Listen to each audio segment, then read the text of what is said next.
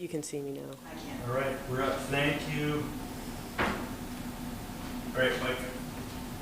Okay. We're up and can be heard. Go.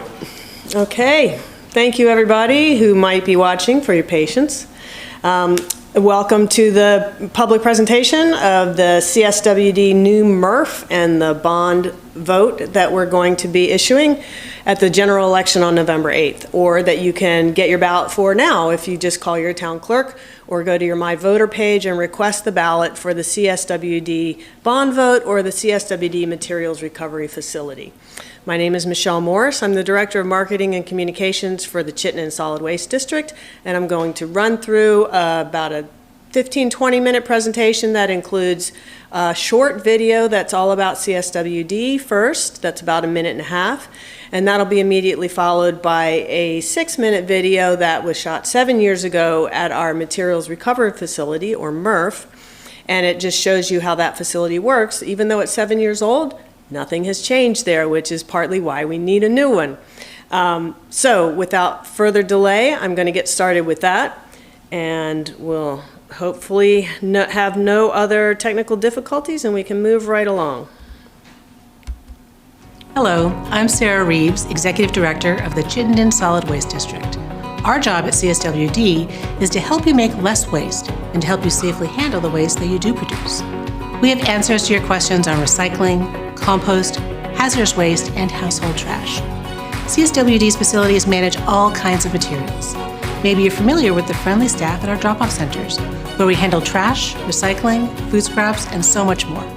Or maybe you've brought hazardous waste or leftover paint to the environmental depot. Gardeners may know that Green Mountain Compost is made at CSWD's compost facility from local food scraps and leaves. Half of Vermont's Blue Bin recycling is processed at CSWD's publicly owned Materials Recovery Facility.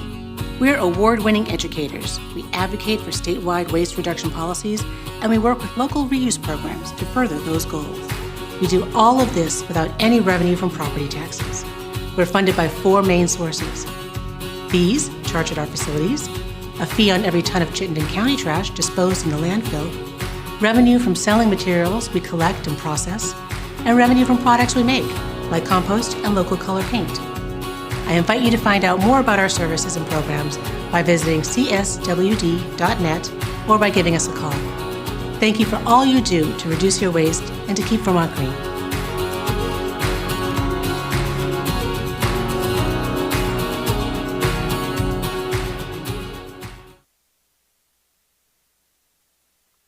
Recovery facility video, which is on YouTube, and so it's going to take me just a minute to get to that because we wanted to be able to show it with the closed captions, and that's the only way we could do that. So thanks everybody for your patience. I was 17 years old when I took over my family's small. While I skip the ads and get us going.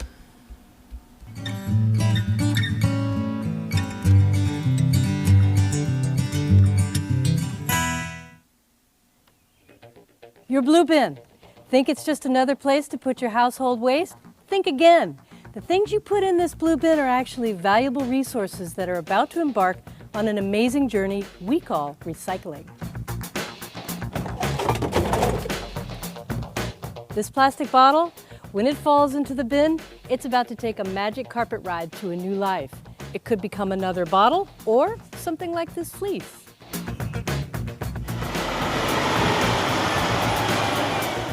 This is the first stop on the journey, CSWD's Materials Recovery Facility, or Murph for short. Thanks to you, more than 80 million pounds of recyclables are processed in this building each year. They go through a wild series of spinning discs, speeding conveyor belts, whirling magnets. It's sort of like a Willy Wonka factory for recyclables. When they come out the other side, they're shipped off to market to be made into new products. Trucks come into this building. We call it the tip floor. That's because this is where trucks literally tip their recyclables out onto the floor. It can look like quite a mess, but that's only because the Murph hasn't worked its magic yet. Another machine, a skid steer or a loader, pushes it all onto the first conveyor belt, where it heads up the hill and into the Presort Room. The Presort Room is where the first line of workers take off bags of shredded paper for special handling. They also take out items that made it into your bin by mistake, like styrofoam, plastic bags, and hazardous materials. It takes concentration and quick hands, but it's important to get these contaminants out now. Contaminants lower the value of recyclables, and they can get caught into the machinery or even injure workers. Cardboard is the first material to be sorted. A screening machine with spinning discs pulls off big pieces of cardboard while everything else drops through it onto a conveyor below. After the cardboard, glass is next. Your recyclables go through something called a bottle breaker, which does exactly what it sounds like. It crushes glass into small pieces. That crushed glass falls through a screen onto its own special conveyor. The rest of your recyclables are still on the move. They're heading for 2 more sorting screens. We call paper, like newspaper and office paper, fibers. These items float on top of the screens, while containers, like plastic bottles and metal cans, bounce down the hill. The fibers head for a conveyor where workers pull out boxboard and cardboard for separate recycling, and they pull off any trash that might have sneaked by the first steps. The plastic and metal containers are headed for a special machine called a ballistic screen, whose rows of paddle arms weed out any leftover fibers and drop the containers onto their own conveyor. The workers on the next line are looking for plastic containers like jugs, tubs, and bottles. These plastics may end up as plastic or composite lumber, bottle caps, or even fleece sweaters. Each worker on this line is looking for a different type of plastic to sort, and each type of plastic needs to be kept separate. That's because every type of plastic is different. Companies that buy the kind of plastic used in water and soda bottles, for example, don't want other plastics. The color of the plastic can also make a difference. A colorless plastic milk jug is worth more because it can be made into more things than one that has been colored orange or blue. Next up, metal. Ferrous metals, or metals with iron in them, are in for a fun ride as they pass under a high-powered electromagnet, which lifts them off the conveyor and drops them down a chute into a bunker below. The last sorter on the line is looking for aluminum. Aluminum cans, aluminum pie pans, big balls of aluminum foil, and those products will be recycled into just about any other product you can think of made of aluminum. Aluminum siding, engine parts, or another aluminum can. After all the paper, plastics, and metal are sorted out, they're each baled into giant cubes that weigh up to 1,700 pounds apiece. These bales will be loaded onto tractor-trailer trucks and sold to companies that will recycle them into new products. These bales are worth a lot of money. Some are worth $30, some are worth more than $700. Each year, the Murph sells an average of $4 million worth of recyclables. But wait, we're not done yet. Remember that bottle breaker? Well, that broken glass took an exciting trip of its own past vacuums, fans, and magnets that picked out any paper, plastic, or metal bits that may have gotten mixed in. The glass then goes through a spinning cylinder called a trommel, and the end product is used in road building projects and in drainage projects. That's the end of this part of the amazing journey we call recycling. If you were a newspaper or a plastic bottle, your journey would have taken you only a half an hour from door to door. If you ever have a question about what you can recycle in Chittenden County, check out our A to Z list on cswd.net or give us a call at 872-8111. Thanks for joining us and your recyclables on this amazing journey. Remember, recycle right so the equipment and people at the Murph can do their job as effectively and safely as possible. All right, excellent. So that is what happens at the current Murph. And now you're going to see the drawbacks of what that means for recycling in Chittenden County and basically northern Vermont, and why we need a new Murph to replace that facility and the way it works at that location. So here's some more information about the current Murph. It was built in 1993. It is at maximum capacity. We can't expand it. CSWD owns the building, the machinery, the land, and there's just literally no room to expand that building. And there's no more room in the building to add modern machinery. So it can't expand, and there's a single baler. So as Claire, our staff member who shot that video, who did that video, as she mentioned, everything gets baled and turned into those cubes at the end of the process. If the baler breaks, it's the heartbeat of the facility. If that goes down, we're dead in the water. The picture that you see here reflects 3 days, just 3 days of recycling that was processed at the Murph when the baler broke. And that's the time that it took us to repair that. That is not good. You need that redundancy. You need that backup. And we're going to talk about how we will solve that issue in the new Murph. There's also just no flexibility. You can't tweak the way the material flows. You can't speed it up, slow it down adequately. You can't adapt to different kinds of materials. It limits the amount Vermonters can recycle. We're stuck at a maximum of around 47,000 tons, which is what we're processing now. It's inefficient hand sorting. You can see from this picture and the video that we showed, there's a lot of manual sorting. Even though plastics are only about 6% by weight of everything that comes to us for recycling, all those containers, not glass, but plastics and metals have to be hand sorted by humans.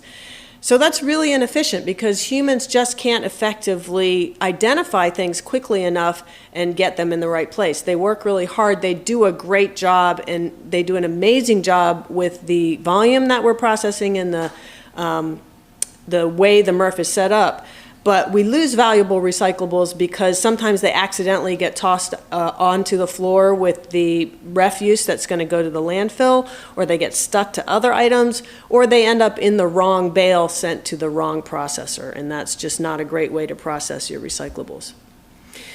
The other feature of the current facility, because of its limited space, is the storage is extremely limited, which forces us to put baled material outside. And it's not good in the summer because the UV sunlight degrades plastics and materials. And it's not good in the winter for sure because the moisture and the cold degrades those materials, and we cannot put paper outside for obvious reasons. So it reduces the quality, which means the value is lower when we send those off to market. And that hampers our ability to be flexible in how we market. So if we have an awful lot of paper, let's say everybody's shut indoors for a global situation like COVID, and they start ordering online from Amazon, and we get a lot of cardboard, which we are. We have to ship that as soon as we get it because we just don't have space to store it. That means we can't ride out any little blips in the market if we wanted to. So, how will the new Murph address these drawbacks? Well, it's going to provide decades of affordable in-state recyclables processing. The CSWD Murph serves the entire upper half of Vermont. There's only one other single stream or large Murph, single stream meaning you can put it all in one bin and the Murph sorts it out for you. There's only one other one in the state, and that's in Rutland, and it serves the southern half of the state. The new Murph will have modern technology to sort recyclables more efficiently and effectively. It'll have flexibility to adapt to future recycling demands, better conditions for the workers, and it'll reduce Vermont's carbon footprint by recycling more materials and keeping them close to home. And the next slides will go into each of those points in a little more detail. But first I want to show you how the current Murph square footage, that's where my cursor is, the little blue rectangle, compares with the proposed Murph square footage. So the current Murph is just for comparison's sake. Obviously that won't be there. The new Murph is going to be sited on Redmond Road in Williston on property that CSWD owns. This up here is Redmond Road, and it's the same road where we have our Williston drop-off center and our compost facility and our admin office currently. So that's where it will be located. It's just about 2.5 miles from the current location. Technology benefits of the new Murph. It will have what's called optical sorters and eddy currents. So we're going to try to keep the jargon limited here, but there are a couple things I just needed to mention. These two features are standard technology in any 21st century Murph. These are not out on the far bleeding edge. We opted not to go for robotics because those are not quite tested enough now. Optical sorters and eddy currents have been in use around the world for decades. In fact, the Murph in Rutland uses an eddy current, and what that is it gives aluminum a positive charge that then repels it into the right bin, instead of having that person having to hand pull aluminum. An optical sorter is shown here, this orange auto sort machine. The materials run underneath it on the conveyor, and it pings an infrared laser off of those, and the rate and how it comes back to that infrared laser, as well as many high-speed cameras shooting that material at the same time, tells it immediately what that material is, and then a puff of air can blow it into the correct bin or up and over a wall that's there. So much faster, much more accurate than humans. We'll talk about the role for humans in a minute. So this technology is essential for meeting today's quality standards. It'll give us access to more markets closer to home and higher value for the materials we market. It can also help alleviate labor shortages. In the video we showed a moment ago about the Murph, you saw all those workers picking through the paper. We don't have any workers in that room right now because we just can't staff it. So we intend to have the same number of jobs at the new Murph, but they will be different kinds of jobs that are more desirable and easier to fill. So more square footage means a higher quality output for the reasons I just mentioned, but also we'll have more and longer conveyors, so you won't have all that piled up material to weed through. And the machines will be better able to identify it, and the humans who are doing quality control will be better able to identify it and pull off any errors that got through. It'll give us adequate bale storage, we talked about that, and all the processing will be indoors. Since that video that we showed, we've added another round, another type of glass cleanup equipment, but we had to put it outside because we didn't have any more space inside. That means it doesn't work effectively for 3 or so months out of the year when it's very damp, wet, and just barely freezing here. It gums up the machinery, and we have to send that glass out of state a long way away to get further processed and recycled. So future-proofing benefits of the new Murph: 40% more capacity will equip us for the next 30 years of recycling, and it'll have the ability to adapt to evolving packaging. Who knew that we'd have flat carriers for beer cans these days that are a very high-value plastic, but they act like paper. So we take them at our Murph, but they're hard to sort at this facility because we don't have those optical sorters. The new Murph, it'll be no problem at all. Benefits for workers. I mentioned we're going to maintain the current 21 jobs at the current Murph. It'll have cleaner, brighter, clearly better ventilated working conditions at the new facility. Folks will be spaced out and not as crowded as they are. Environmental benefits are significant. So obviously we're going to continue to preserve the dwindling landfill space. There's one landfill left in Vermont operated by Casella in Coventry. And by having a Murph with 40% more capacity, our current Murph was designed to process 25,000 tons. It is averaging 47,000 tons a year, but it's maxed out. The new Murph will be able to handle up to 70,000 tons, so it'll accommodate growth in population as well as growth in products and packaging that we can process. Recycling that kind of tonnage will conserve more natural resources, as shown here. All the non-renewable stuff like mined materials, ores, minerals, sand, petroleum products, as well as renewables like trees. Conserving nearly 28 million gallons of gas every year, and reducing greenhouse gas emissions equal to removing over 52,000 passenger vehicles from the road, because recycling more instead of using virgin materials conserves resources, reduces greenhouse gas generation. So this all sounds great. How's CSWD going to pay for this amazing new Murph?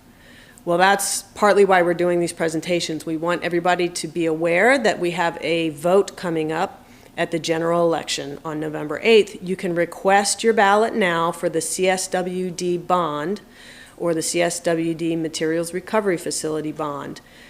We were not allowed by law to include it on the general election ballot. So if you had that ballot mailed to you, please go on your My Voter page and request our ballot, or call or visit your town clerk's office so that you can be sure to get the CSWD ballot so you can vote to support the new Murph.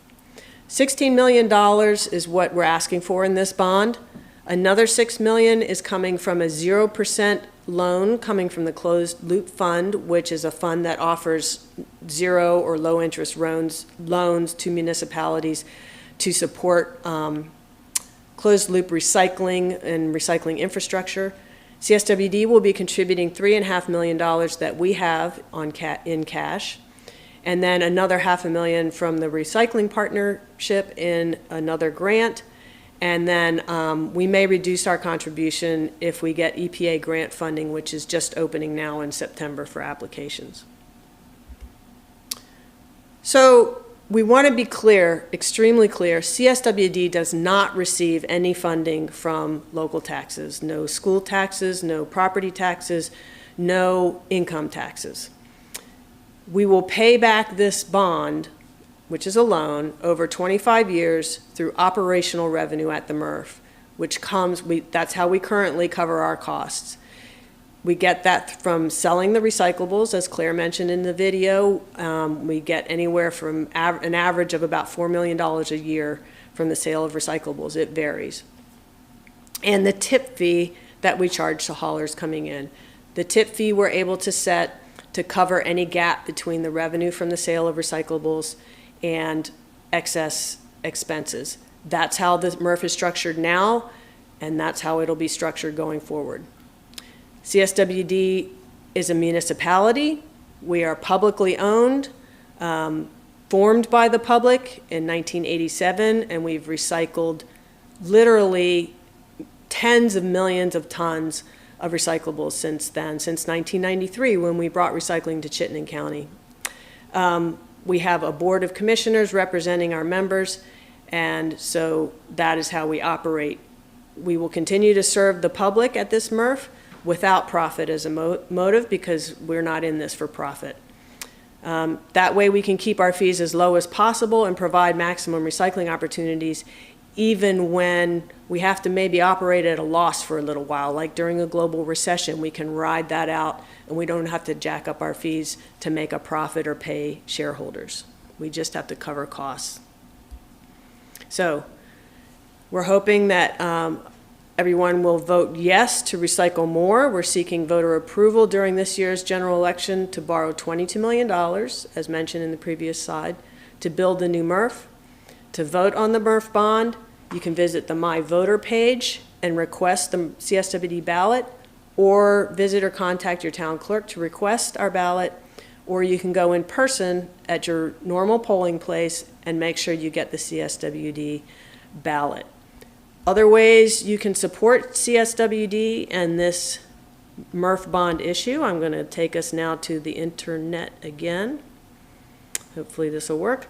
You can go to CSWD's website, cswd.net/mrf-bond, Murph bond.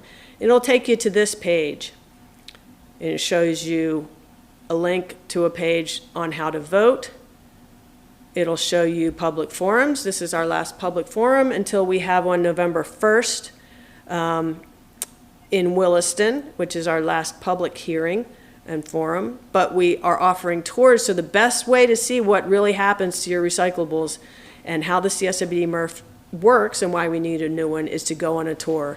We have them, as you can see, all throughout September and October, and we would love to host you at the Murph.